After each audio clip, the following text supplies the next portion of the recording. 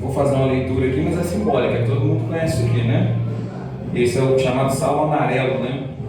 Que na casa do crente ele fica aberto no Salmo 91 e no Salmo 23, é um amuleto, ele é um salmo mágico, que ele é aberto sozinho, ele expulsa todos os espíritos, segundo a nossa crendice, né? Até uma amiga minha que fala o seguinte: quando chega na casa de alguém e vê um salmo aberto, ela fala: deixou Deus falando sozinho. Olha isso, queridos. Salmo 23, alguém lê para mim, por favor, porque eu espalhei ele pela mensagem. Como eu estava contando com o tripé, eu falei: se eu botar minha Bíblia pesada aqui vai cair. Alguém lê para mim, por gentileza, o Salmo 23 aí. O Senhor é o meu pastor, nada me faltará. Deitar-me faz em verdes pastos, guia-me mansamente a águas tranquilas. Refrigera minha alma, guia-me pelas veredas da justiça, por amor do seu nome.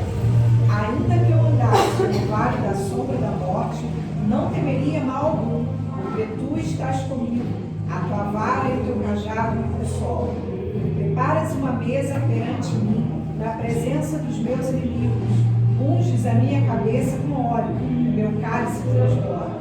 Certamente que a bondade e a misericórdia me seguirão todos os dias da minha vida, e habitarei na casa do Senhor por longos dias. Amém. Que coisa boa, hein? Curva sua cabeça mais um momento, vamos fazer mais uma oração. Matias, se quiser tacar fogo nisso daí, pode fazer um som pra gente. Só não faz som de burburinho. Você pode mandar dentro aí. Pai, te damos graças pela tua presença no nosso meio. Te damos graças, ó Pai, pelo teu sacrifício na cruz do Calvário, a fim de trilharmos o caminho para a eternidade. Te damos graças pelo teu amor, pela tua misericórdia sobre nossas vidas. Pai, queremos te pedir, ó Pai, nesse momento de celebração, ó Pai, nesse momento em que nos reunimos, ó Pai, como igreja, para darmos continuidade ao culto que cultuamos na vida. Nesse momento de festa e celebração, queremos te pedir, Pai, que a tua palavra fale nos nossos corações, ó Pai. Mas te pedimos, ó Senhor, que a tua palavra fale nos nossos corações com aquilo que queremos, Pai. Fale para nós aquilo que precisamos ouvir, Senhor. Nos ame, ó Pai, com os teus abraços, mas admoesta-nos como um pai faz com o filho, Senhor. Confronta-nos na tua palavra, Pai, para que, enfim, ó Deus, sejamos, ó Pai, sejamos aspirantes à estatura de varão perfeito diante de ti, Senhor. Fala nos nossos corações, em nome de Jesus te pedimos e te agradecemos. Amém? Amém. Vocês estão ouvindo direitinho? Como tem retorno, tomei na dúvida. Bem, meus queridos, esse é o que é o Salmo velho de guerra, né? O Salmo, na verdade, eram canções e orações, né?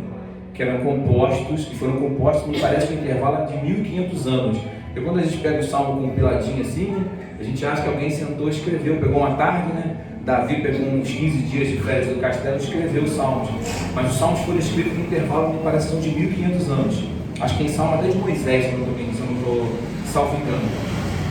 E esse Salmo aqui, como ele é muito conhecido da gente, eu queria tentar fazer a leitura desse Salmo, mas não segundo a ótica do Davi, porque quem foi o compositor desse Salmo. Eu queria tentar fazer a leitura desse Salmo sob a ótica do Cristo, sob a ótica de Jesus, porque passa desapercebido, a gente lê muito, a gente ouve muita pregação sobre isso, mas o fato é que se você parar para analisar um pouquinho sobre esse Salmo, ele fala demais sobre a pessoa de Jesus, sobre o ministério de Jesus, sobre a obra de Jesus. E a gente faz essa leitura num passante, né? Alguns já tem, como eu, já tenho o Salmo decorado na ponta da língua, e às vezes a gente não faz esse exercício de tentar enxergar Jesus no Salmo 23. E esse exercício que eu queria fazer com vocês aqui nessa noite. Mais do que fazer a leitura do Salmo 23 segundo a perspectiva do Davi, que escreveu, que todo mundo conhece, que era o rei, né, que enfrentou o gigante, que substituiu Saul no reino. Eu queria que a gente tentasse fazer um exercício de fazer a leitura desse Salmo sobre a ótica do Cristo, sobre a ótica de Jesus. Amém? Amém. O Davi, segundo a tradição judaica, ele escreveu esse Salmo aqui quando ele estava cercado num oásis à noite por tropas de um rei inimigo. Por isso que o Salmo, ele tem tamanha confiança na providência divina contra os inimigos. O Salmo é orado para pedir forças a Deus contra os perigos e as perseguições. Ele, segundo os judeus, é uma das orações mais poderosas que existe. O fato é que para o Davi, esse salmo é uma oração de confiança no poder de Deus. E ele usa duas linguagens que são comuns para ele. Primeiro, Davi ele fala de pastor. O Senhor é o meu pastor. Por que Davi fala de pastor? Porque Davi era pastor de ovelhas. Durante muitos anos, o Davi foi pastor de ovelhas. Certo? Então, Davi está usando uma linguagem, e olha como é que é interessante, eu tinha pensado nisso, como que Davi está tipificando Cristo. Toda vez que alguém chegava até Cristo para perguntar alguma coisa, o que o Cristo fazia? Ele usava uma linguagem que a pessoa conhecia. Primeiro exemplo, a Bíblia diz que um príncipe, um jovem muito rico, chegou para falar com Jesus a respeito de salvação. O que Jesus diz para ele? Vende tudo que você tem, me segue, você vai ter um lugar comigo no paraíso. Ele chega falando sobre lei. O que eu tenho que fazer para ser salvo? E o que Jesus repete para ele? A lei. Porque Jesus, normalmente, ele falava com a pessoa dentro de uma realidade que ela poderia entender. Então, toda vez que no Salmo 23, quando o salmista ele começa essa oração, ele está falando sobre uma perspectiva de alguém que era um pastor de ovelhas. Então, ele começa a oração dizendo: o Senhor é o meu pastor, e nada me faltará. E como que o Davi termina a oração? Lá no versículo 5, me parece, ele muda. Ele está falando que ele é uma ovelha. Ele está falando que é o Senhor que cuida dele. E me parece que lá no versículo 5 ele vai falar assim: olha, preparas para mim uma mesa na presença dos meus inimigos. Ou seja, ele tirou a linguagem do pastor, certo? E agora ele está falando a linguagem de um guerreiro, de um homem de guerra, de um homem de batalha, que ele já venceu os inimigos, está sentado sobre a mesa o banquete da vitória, que Deus concedeu a ele. Ele está falando de uma outra linguagem que é conhecida para ele, que é a do guerreiro. Porque o Davi, depois de ser pastor, ele se torna o quê? Um guerreiro. É bem conhecida a história, né, que Davi pastoreava as ovelhas com seu pai. Em certo momento as ovelhas foram vítimas de um leão. E o que o Davi faz com o leão? Davi pega a sua funda, que era uma arma de guerra, tá? Não era um estilingue que a gente usava quando era criança. A funda era uma arma de guerra de verdade, e ele espanta o leão. E um dia as ovelhas são vítimas de um urso. O que o Davi faz? O Davi vai e espanta o urso com a sua arma. Teoricamente, o que Deus estava fazendo com Davi, mesmo durante o pastoreio? Preparando ele para ser um guerreiro. E os maiores feitos de Davi são feitos aonde? Em batalha. Então, quando a gente lê esse salmo aqui, o Davi falando do pastor, e depois a gente vê o Davi falando da vitória, a gente entende que o Davi está falando de coisas que são comuns a ele, do pastor e do guerreiro, das formas, das experiências de vida que ele teve. O versículo 1 diz o seguinte: o Senhor é meu pastor. Na minha versão aqui está: de nada terei falta. O que é interessante, porque às vezes a gente usa esse salmo para a gente fazer uma leitura de um evangelho que não, de um evangelho de prosperidade. Olha, o Senhor é meu pastor e eu não terei falta de nada. Mas na versão inglesa está escrito o seguinte: o Senhor é meu pastor e eu tenho tudo o que preciso. Tem uma diferençazinha, não tem? Normalmente a gente sempre tem, quando a gente quer, sabe, viajar nessa linha de evangelho de bens, a gente sempre vai no que a gente quer. E o fato é que Deus não está comprometido com o que a gente quer. Deus está comprometido com a nossa necessidade, o que é diferente. Então, geralmente a gente faz essa leitura: olha, o Senhor é meu pastor e nada me falta. Não, o Senhor é meu pastor e eu tenho tudo o que eu preciso. O legal é que o Salmo continua, né? E nas próximas linguagens do Salmo, você vai ver que, normalmente a gente pega aqueles versículos, né, do posso todas as coisas daquele que me fortalece, aí é o contexto dele, né? E esse Salmo, se a gente ler o versículo primeiro, está ótimo, porque o Senhor supre todas as minhas necessidades, olha. Mas Ele também está comigo no vale do sombra da morte. E às vezes a gente faz essa leitura, né, essa aventura avivalista, essa leitura de não, eu posso todas as coisas, eu vou vencer tudo, então vou ter dificuldades. E o fato é que o Evangelho de Jesus não chama para isso.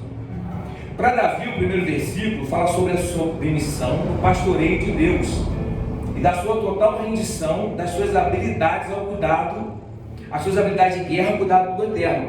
Repara comigo o seguinte: Davi era um homem preparado para a batalha, certo? Foi com quem a gente estava conversando ontem, que falou que Davi não matou Golias com a... Foi o Hugo, né? Que Davi não mata o Golias com a funda. Davi derruba o Golias com a funda. Mas Davi pega a espada do Golias e mata ele. E nós estávamos comentando, né, da novela da Record, né, que mostra quando o Davi vai até o sacerdote e ele está com fome, ele pede os pães santos, os pães da preposição. Só que Davi não pede só os pães, o Davi está desarmado. E ele pede uma espada. E ele pega a espada do Golias, a mesma espada que ele usa para cortar a cabeça do Golias. Por que eu estou falando isso? Porque o Davi era um homem preparado pela batalha. E no momento que o Davi compõe essa oração, ele estava cercado. O Davi podia simplesmente optar por confiar nas suas habilidades, porque ele era um homem habilidoso na batalha. Mas quando Davi ele pega para fazer essa oração, ele prefere submeter todas as suas habilidades de guerra, todas as suas qualidades como homem de batalha ao senhorio de Deus. Ao ponto que ele se coloca como uma ovelha. Você já viu uma ovelha se defender? Alguém já viu uma ovelha se defender? Ninguém nunca viu uma ovelha se defender? Sabe por que vocês não viram? Porque uma ovelha não sabe se defender. Por isso que a ovelha tem que ter pastor. A ovelha é um animal que não sabe se defender. Vocês já viram o bichinho que fede, como é que é o nome? Percevejo. O percevejo se defende. Se você tocar no percevejo, ele exala um cheiro ruim. O que é aquilo? Defesa. Defesa. A Rosa, né? Lá, como diria lá no Pequeno Príncipe, né? Até a Rosa fala: eu tenho minhas garras para me defender dos tigres. Tem que ser muito velho para lembrar dessa. Aí a Rosa fala assim: eu tenho minhas garras para me defender dos tigres. Até as flores têm uma maneira de se defender. Mas a ovelha não tem como se defender. E quando Davi ele compõe essa oração, ele prefere se colocar na posição, mesmo sendo um homem que tinha armas para se defender, ele prefere se colocar na posição de alguém indefeso, para confiar no pastoreio de Deus.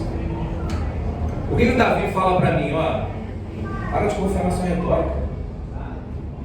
Para de achar que você é alguma coisa. Para de achar que você prega alguma coisa. Para de achar que você canta bonito. Para de achar que você toca bem. Confie no Senhorio de Cristo. Submete as suas habilidades ao Senhorio de Cristo. Porque o Davi prospera na batalha não porque ele era um grande homem de batalha. Ele prospera porque ele submete mesmo as maiores habilidades dele ao Senhorio de Cristo, confiando que Cristo é o pastor dele, que Deus é o pastor dele, né? Na época Cristo ainda não tinha sido revelado.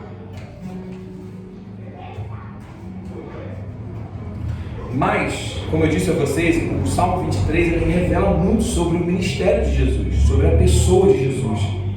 E o Davi ele não sabe, mas ele está profetizando um dos eu sou de Jesus. Vocês já ouviram falar isso? Que na Bíblia tem os eu sou de Jesus? Já ouviram? Alguém me ajuda? O João, quando escreve, cada um dos evangelistas, a gente já falou um pouco sobre os evangelistas aqui. Aqueles que seguiam a Jesus e aqueles que não seguiam a Jesus. Aqueles que conheceram Jesus pessoalmente e aqueles que não conheceram. Vocês lembram disso? A gente falou, ó, Lucas não conheceu Jesus. A gente falou, Marcos conheceu Jesus, mas não era um dos seus discípulos. Vocês lembram que a gente falou disso? E o João, que seguiu Jesus, que é o último a escrever o seu evangelho, ele faz o seu evangelho e está querendo contar uma história, está querendo dizer alguma coisa. Tudo que o João está querendo dizer no seu evangelho, ele está querendo mostrar que Jesus era Deus, que Jesus era quem ele dizia que era. Então o João ele apresenta 7 eu sou de Jesus. Vocês lembram de algum? Que Jesus diz, eu sou, alguém lembra? Por favor, me ajuda. Eu sou... eu sou o pão da vida. Eu sou a água da vida. Eu sou o caminho. Eu sou o príncipe da paz. Eu sou a verdade. Mas o eu sou que João, que Davi profetizou para Jesus, foi o que está lá em João 10:11. Eu vou ler para vocês aqui. Eu sou o bom pastor. O bom pastor dá vida pelas suas ovelhas. Olha só como é que o Davi está fazendo milhares de anos ontem um paralelo sobre quem seria o Cristo. Porque até então não tinha essa linguagem de alguém se colocar como ovelha sobre o pastoreio de Jesus. Muito pelo contrário, Davi deveria dizer o quê? Os meus súditos, né, são as minhas ovelhas abaixo do meu pastoreio. Mas o Davi, que eu não gosto muito, diga-se de passagem, ele tem a iniciativa, ele tem a revelação de se colocar como uma ovelha debaixo do pastoreio de Deus. Bem como Jesus nos ensina mais tarde, que Ele é o bom pastor. E que o bom pastor dá o quê? A vida pelas suas ovelhas. Amém? Os versículos 2 e 3 dizem o seguinte: na minha versão está um pouquinho diferente que a de vocês, tá? Em verdes pastagens me faz repousar e me conduz a águas tranquilas. Restaura-me o vigor, guia-me nas veredas da justiça por amor do seu nome. Mesmo cercado, que é como Davi estava lá naquele oásis, conforme a gente viu, mesmo cercado, Davi vislumbrava, ao mesmo tempo lembrava que o cuidado de Deus, o cuidado do Eterno, era suficiente para levá-lo até um lugar de paz e de quebra instruí-lo no caminho certo. O fato é o seguinte: o Davi já estava acostumado a entender que, mesmo depois de momentos de dificuldade, Deus o levava a lugares tranquilos. O Davi já tinha passado por dificuldades antes. E mais uma vez, Davi falava sobre o descanso para todos que só encontramos em Cristo. Detalhe: Mateus, em 11, versículo 28 e 29, diz o seguinte: vinde a mim todos que estão cansados e sobrecarregados, e eu lhes darei descanso. Tomem sobre vocês o meu jugo e aprendam de mim, que sou manso e humilde de coração, e vocês encontrarão descanso para as suas almas, porque o meu jugo é suave e o meu fardo é leve. Então é o seguinte: Davi de alguma maneira estava sendo revelado por Deus, apesar desse salmo não estar descrito nas profecias que profetizavam Jesus como alguns outros. Davi estava sendo revelado que em Jesus, que em Deus, né, no caso que ele entendia, em Deus nós somos levados a lugares tranquilos. Em Deus nós somos levados a lugares de descanso. E o que Jesus vai ensinar mais para frente? Olha, troca comigo o seu fardo. Está difícil? Troca comigo. Casamento está difícil? Troca o fardo comigo. Deixa que eu cuido. Ministério está difícil? Troca comigo. Deixa comigo. Leva o meu fardo, porque ele é leve, ele é suave, o meu jugo é suave. Descansa em mim. Ou seja, mesmo sem querer, Davi estava revelando para a gente um segredo, uma chave. Não sei se nem posso falar o nome dele, né? Agora ele é persona não grata, né? Mas o Caio Fábio sempre fala, né, que Jesus é a chave hermenêutica da Bíblia, né? E nesse momento aqui, o que o Davi sem querer está revelando é que Jesus é o nosso lugar de descanso. No versículo 4 do Salmo 23, diz o seguinte: mesmo que eu andar por um vale de trevas e morte, não temerei perigo algum, porque tu estás comigo, a tua vara e o teu cajado me protegem. Como eu disse, o Davi já havia passado por perigos e perseguições antes. Ele estava acostumado a estar em perigo e estava acostumado a confiar que Deus livraria ele. Então por isso que ele canta essa música. 1 Samuel 17,46, Davi está de frente com Golias. De frente. E Davi tenta vestir, todo mundo já conhece essa, né? Davi tenta vestir a armadura de quem? Vou fazer uma escola dominical aqui. Davi tenta vestir a armadura de quem? Do Saul. E ele veste a armadura de Saul? Não cabe. Não cabe. Possivelmente Davi devia ser mais franzino, né? Depende. A Saul era muito grande também, né? A Bíblia diz que Saul ele passava, ele destacava-se da cabeça para cima. Além de belo, ele era muito alto. E aí Davi não consegue vestir. E quando Davi está aqui em 1 Samuel 17,46, ele está diante do Golias, sem armadura, só com a arma que ele usava para matar animais. E ele diz o seguinte: hoje mesmo o Senhor o entregará nas minhas mãos. Eu o matarei, cortarei sua cabeça. Hoje mesmo darei os cadáveres dos exércitos filisteus às aves do céu e aos animais selvagens, e a terra saberá que há Deus em Israel. Quando Davi fala aqui sobre o vale de sombra de morte, é uma linguagem que para ele já estava acostumado. Ele já tinha passado por situações como essa antes. Ele estava diante do Golias, ele foi perseguido pelo Saul. A Bíblia diz, não sei se vocês vão lembrar, eu espero muito que vocês lembrem, que o Saul ele era atormentado por um espírito, vinha um demônio e tomava o Saul e ficava maluco. E o que acalmava Davi? O que acalmava o Saul? O quê? A harpa do Davi. Davi vinha, pegava o violão, mas o que está fazendo? Estou tocava um baloeiro, Saul acalmava. Mas a Bíblia também conta que teve um dia que o Saul catou uma lança, jogou e quase que acertou nele. Davi estava acostumado a passar por essas situações de perigo. Ele estava acostumado.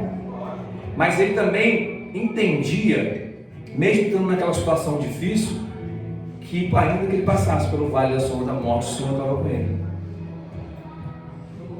Mas inconscientemente, o Davi estava descrevendo a angústia de Jesus, porque Jesus passa pelo vale de sombra da morte, correto? Vocês lembram disso? Só que diferente de Davi passou por um vale de sombra da morte, e ele tinha certeza que ele sairia do vale. Tanto é que ele compõe esse salmo nesse naipe aqui, que tu estás comigo. Só que Jesus ele também entra num vale de sombra de morte. Só que diferente de Davi, Jesus tinha uma certeza. Qual era a certeza que Jesus tinha? Que ele não sairia. Davi tinha certeza que ele sairia do vale de sombra de morte. Jesus tinha certeza que ele não sairia. Mateus, versículo 26 e 28, eu não estou bíblico já, eu tenho referência aqui que você não tem noção.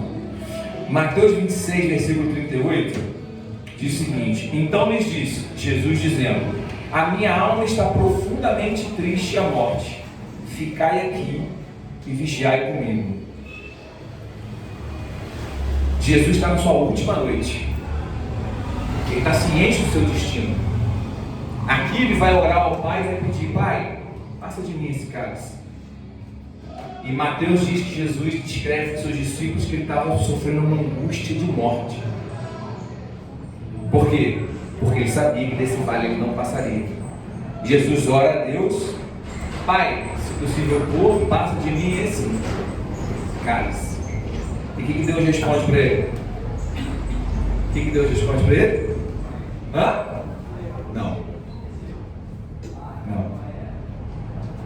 Engraçado, né? Às vezes a gente passa a nossa vida cristã achando que a nossa vontade é que tem que prevalecer, achando que a gente vem ao culto para recarregar baterias, e às vezes até isso é bom, mas achando que a gente vem para o culto só para recarregar baterias, esquecendo que a gente tem que vir para repartir virtudes, esquecendo que a gente tem que parar de pedir a Deus para que Deus nos capacite para fazer as coisas que a gente deseja, e que a gente tem que pedir para que Deus nos use dentro das nossas limitações para fazer aquilo que é a sua vontade.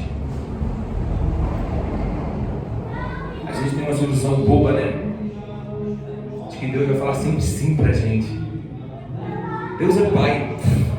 Aí é que mata, né? Aí é que mata, né? Se você fala sim para tudo que seu filho fala, meu Deus do céu, está criando um monstro. Está criando um monstro.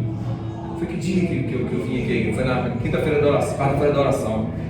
Eu tive em casa, achei a Joyce rapidinho. Aí ela queria vir e ela não tinha jantado ainda. Eu vim de saída e deixei ela em casa. Falei: não, você não pode ir. Ela chorou. Ela chorava, eu fiquei com a dor na consciência. Mas eu fiquei imaginando assim, sabe? O quanto na vida a gente é narcisista para não conseguir dizer não quando a gente precisa dizer não. Porque às vezes a gente acha que dizer não vai fazer da gente uma pessoa. A gente acha que às vezes a gente vai dizer não por causa da pessoa para quem a gente diz não, mas a gente está dizendo, a gente não diz não por nossa causa. Quando você diz não para o seu filho, quando você não diz não para o seu filho, você não quer que ele fique chateado com você. Quando a gente não diz não para o esposo, para a esposa, não, vai fechar o tempo, vai nem me abençoar hoje à noite, olha que tristeza. Não vou falar não, deixa ela fazer o que ela quiser. Narcisismo. Você não faz isso para o seu filho, você faz isso por você. Você faz isso por você se preservar. E para mim é difícil pra caramba, porque o meu filho é único. E é uma branquinha esse dia, né? Para mim é difícil dizer não para ela. Mas eu sei que se eu não disser não para ela, você está criando um monstro. E eu sei que se eu não disser não para ela, não vai ser por ela, vai ser por mim. Porque para mim é cômodo, para mim é fácil. Mas deixa eu falar uma coisa para você que a gente entende na vida do Davi e na vida do Jesus. Deus não está aqui para te agradar. Deus não está aqui para fazer a sua vontade. Deus está aqui para fazer com que você cresça. E é a mesma coisa que a gente faz para os nossos filhos. E é por isso que a gente beija, por isso que a gente faz carinho, por isso que a gente ama, por isso que às vezes a gente fala o quê? Não. Eu acho maravilhoso quando o Davi ele ora esse versículo, sabe, sobre o vale de sombra de morte. Porque o vale de sombra de morte é uma realidade para a gente, ainda que a gente não queira. A doença um dia chega, a dificuldade um dia chega. E você pode ter uma certeza que passando pela dificuldade, você vem a Deus. Se a dificuldade tragar você, você vai a quem? A Deus. A dificuldade que o Jesus sentiu nesse momento, por isso a sua alma se angustiou de morte, é porque ele sabia que esse é um vale de sombra de morte que não iria passar. E ele sabia que o seu destino era morrer uma morte de pecador.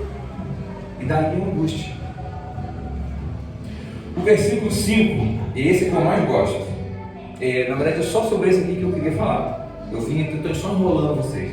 Eu queria mesmo falar sobre o versículo 5, que diz o seguinte: preparas para mim uma mesa à vista dos meus inimigos. Tu me honras, aleluia, ungindo a minha cabeça com óleo e fazendo transbordar o meu cálice. Essa parte é boa, né? Tem umas partes na Bíblia que é boa pra caramba da gente ler, outras não, mas essa é boa. Essa é boa. Reparem o seguinte: o Davi até então ele estava usando a analogia do pastor. O pastor que conduz a ovelha, o pastor que protege, o pastor que leva mesmo entre o vale de sombra e morte. E agora a linguagem mudou. Agora o Davi está falando do guerreiro. Agora o Davi está falando que Deus vai honrá-lo, que Deus vai colocá-lo numa mesa de vitória. Joia. Mas e o Cristo? E o Cristo?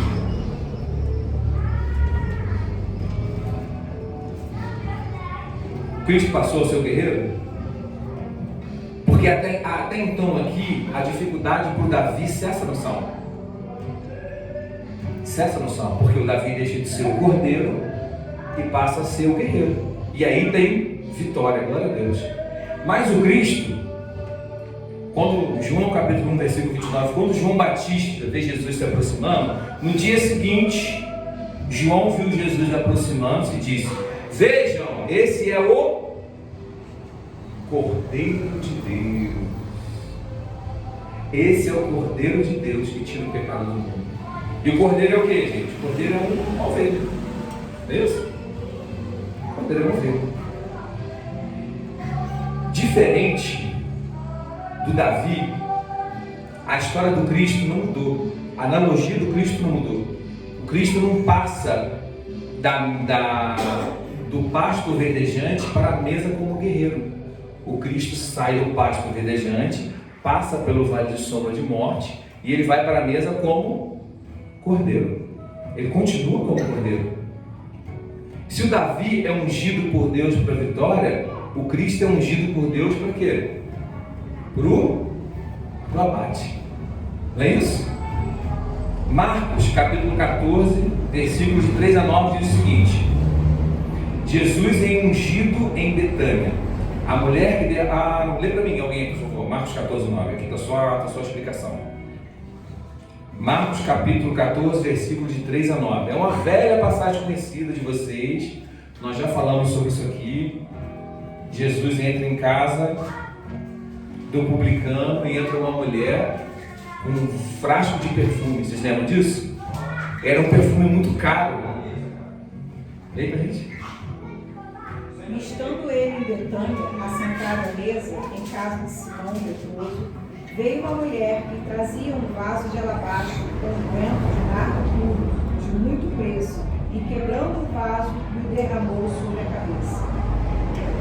E alguns houve que si mesmos se indignaram e disseram: para que se fez esse desperdício de unguento?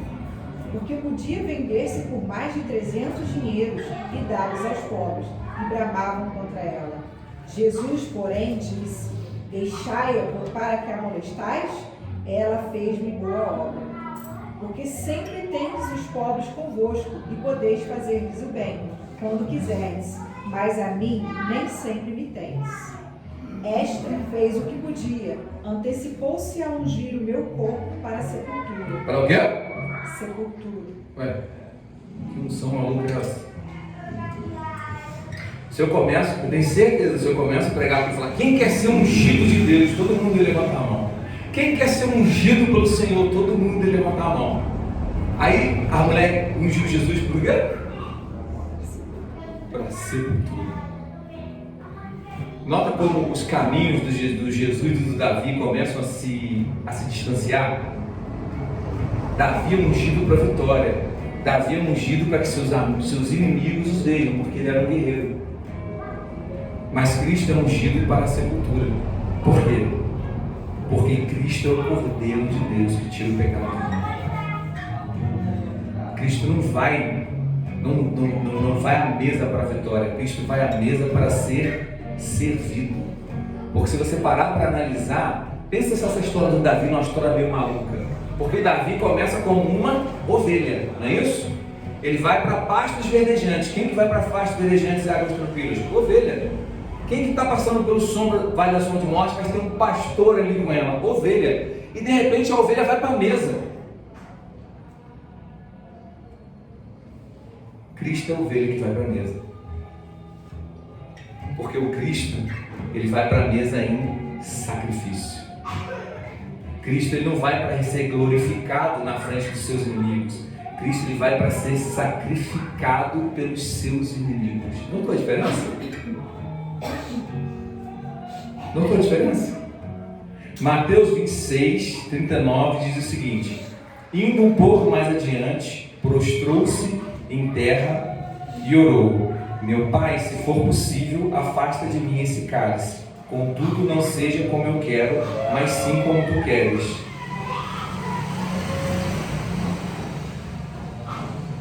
Versículo 23, versículo 5 do Salmo 23, vou ler de novo. Tu me honras ungindo a minha cabeça com óleo e faz transbordar o meu o quê? Meu cálice. Ué. Alguém quer tomar o cálice aqui agora? Nós temos dois cálices aqui, não é isso? Nós temos o cálice do Davi, que é o cálice da vitória, é o cálice da mesa, mas nós temos o cálice do Cristo. Repararam que é a mesma analogia. É a mesma analogia. É o cordeiro que vem, que passa pelo vale de sombra de morte, e é o cordeiro, só que o cordeiro agora está na mesa. E o cordeiro não veio para tomar vinho, e o cordeiro não veio para ser ungido com óleo para a vitória. O cordeiro veio para tomar o fel, não é isso?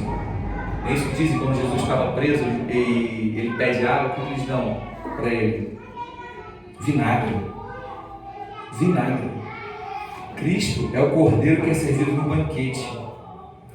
E agora que é bom, gente, que a seu exemplo não teremos mesa na presença dos nossos inimigos. A exemplo dele, seremos sacrifícios vivos para alimento de muitos. Porque todas as vezes que nós nos sacrificamos e abrimos mão dos nossos prazeres e nossas vontades, nos doamos para quem mais precisa. Eu tenho uma péssima notícia para você. Você veio aqui receber uma palavra de vitória nessa noite. Você veio aqui receber uma palavra profética. Eu tenho uma palavra profética para você. O convite de Cristo é para que sejamos feitos sacrifícios como Ele foi.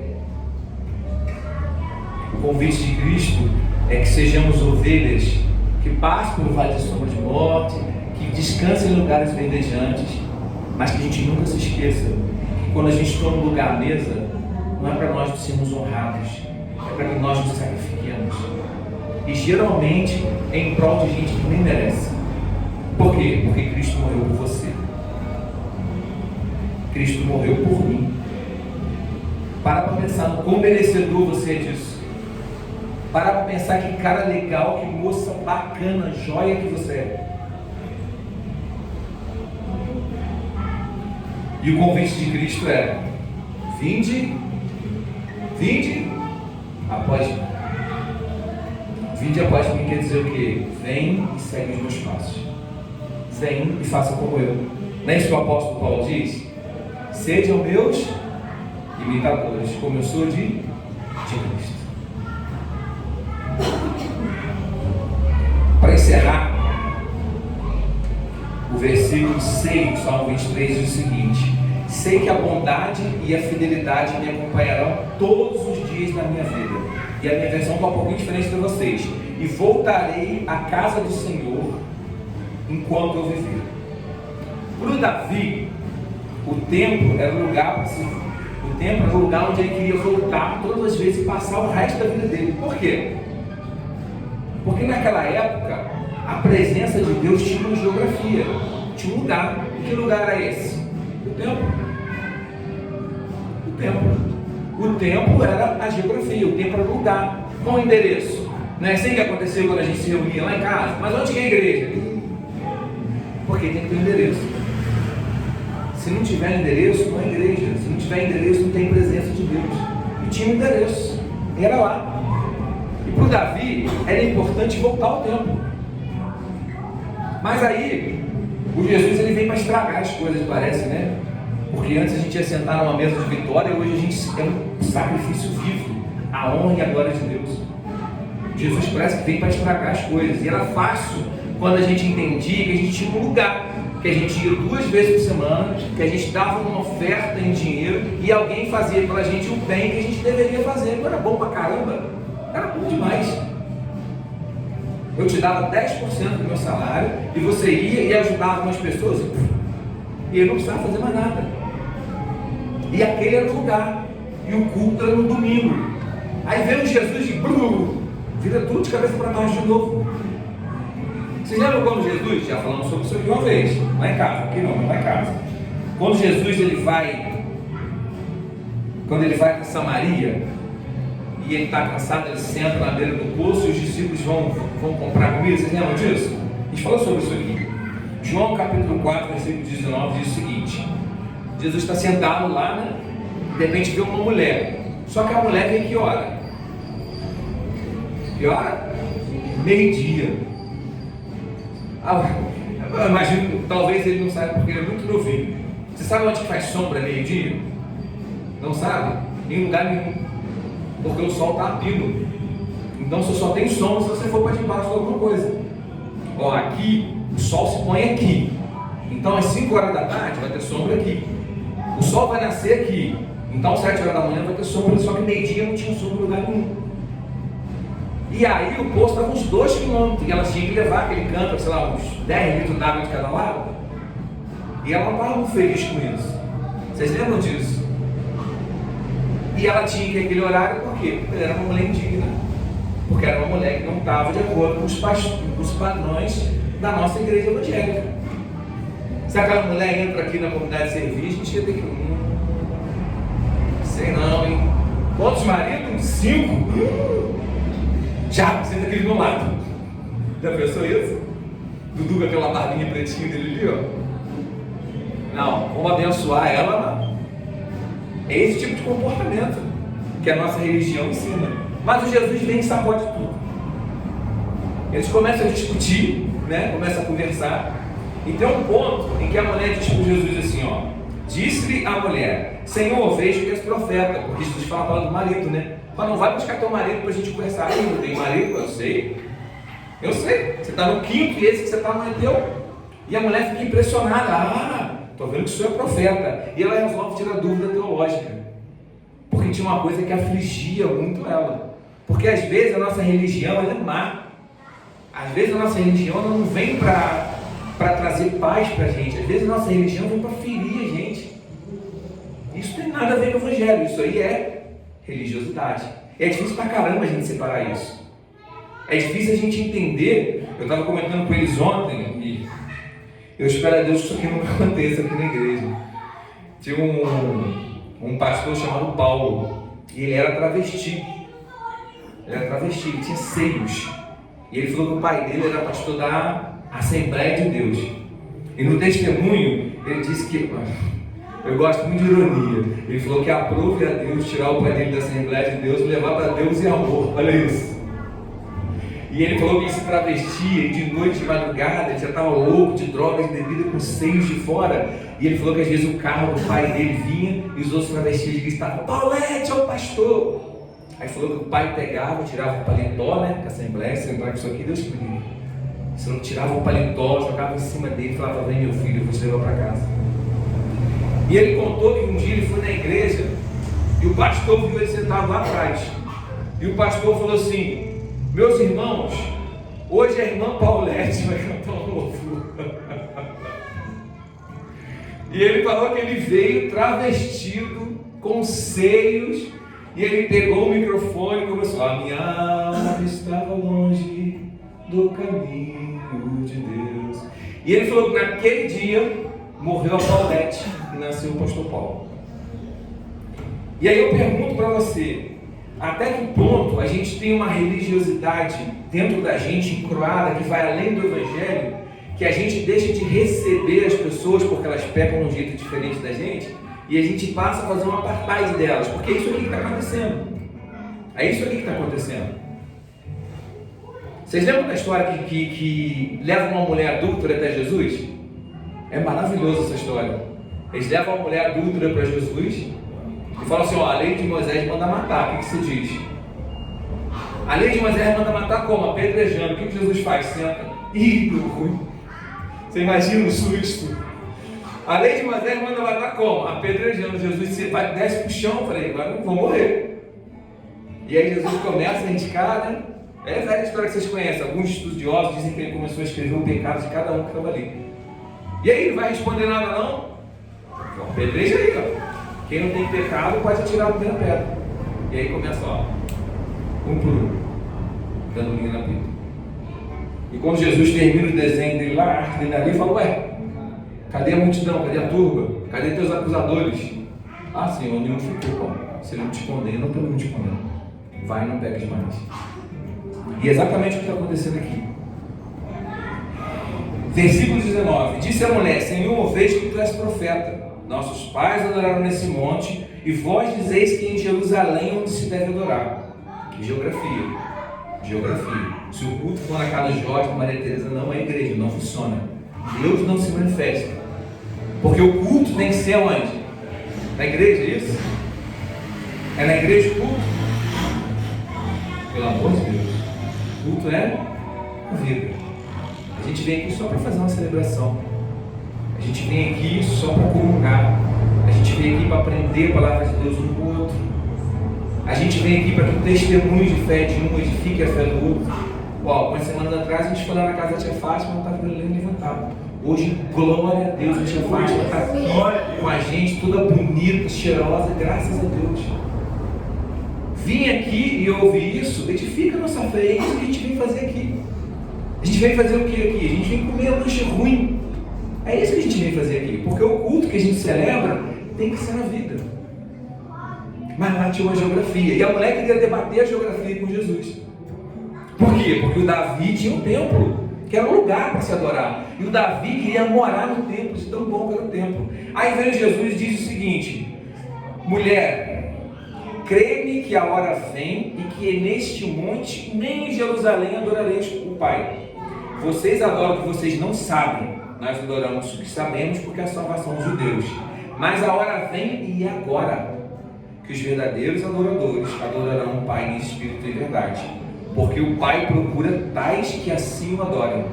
Deus é espírito e importa que os adorem em espírito e verdade. O que Cristo fez? Cristo ressignificou tudo aquilo. Não tem lá no tempo.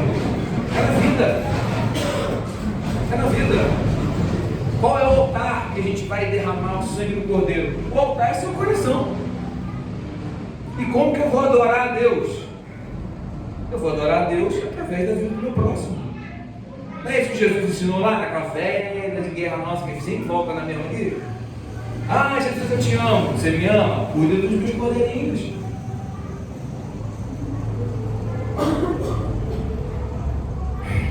Em Cristo a gente entende que Jesus é o lugar em que devemos nos reunir. E que a vida do próximo é um dos altares nos quais Deus é adorado.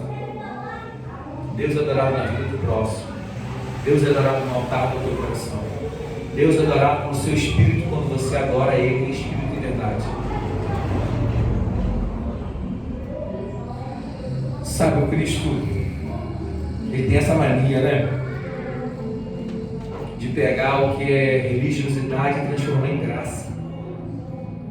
Ele tem esse costume de pegar aquilo que a gente usa para oprimir as pessoas e transformar em um alvo de libertação. Sabe, o Cristo, para mim, ele mostra para a gente o Salmo 23 de uma perspectiva difícil e dura. Se você parar para pensar que a ovelha vai para a mesa para ser servida em sacrifício, talvez você deixe a sua Bíblia aberta no Salmo 91, não no Salmo 23. Mas se você parar para pensar que o Senhor exige de mim uma vida de auto-sacrifício, e toda vez que eu me auto-sacrifico, eu estou beneficiando outra pessoa, eu estou abençoando a vida de outra pessoa, talvez a Bíblia não fique mais aberta no Salmo 23. Mas se você não lembrar de nada que eu falei, lembra disso. Que lugar de vitória para a gente é lugar de humilhação. É onde a gente se coloca na presença de Deus para conhecer a sua vontade, fazendo o que Jesus nos ensinou, que é tomar a cruz e segui-lo. E tomar a cruz é um lugar de sacrifício. Sabe, gente, ninguém está convidando você para ir para um sítio, tomar veneno, todo mundo coletivamente, gosta de ser dos malucos. Mas o fato é que o Evangelho chama a gente a uma vida de renúncia, e isso é sacrifício. O fato é que o Evangelho chama a gente para uma vida onde a gente se doa, e isso é sacrifício. O Evangelho chama a gente para uma vida mais do que contar com um Deus que está sempre com a gente. É um Deus que está sempre com a gente, mesmo nos momentos de dificuldade, porque Jesus nunca disse que ninguém teria aflição. Muito pelo contrário. Jesus disse: nesse mundo tereis aflições. Jesus ensina que basta cada dia o seu mal.